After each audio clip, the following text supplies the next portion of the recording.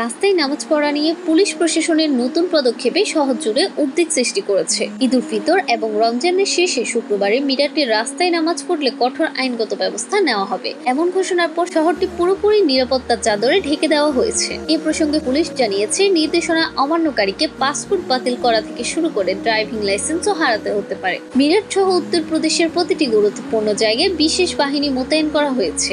শান্তিপূর্ণ ঈদ উদযাপন নিশ্চিত করতে পুলিশ দৃঢ় পদক্ষেপ নিয়েছে, কিন্তু এই পদক্ষেপের মধ্যেই শহরের শান্তি বজায় থাকবে কিনা তা নিয়ে উঠেছে প্রশ্ন।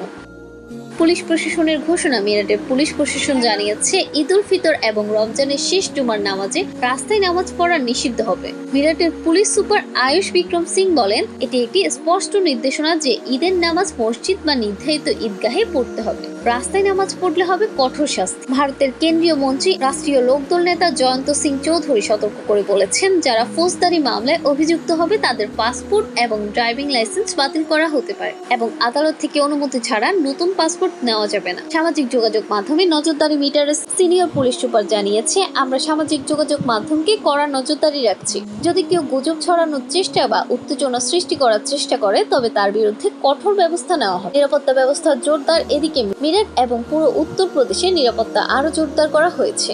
মিরাটের বিভিন্ন গুরুত্বপূর্ণ মোড়ে armed constable, rapid action force মোতায়েন করা হয়েছে। লখনৌতে 1000 পুলিশ সদস্য 9টি পিএসসি কোম্পানি নিরাপত্তা কার্যক্রম পরিচালনা করছে।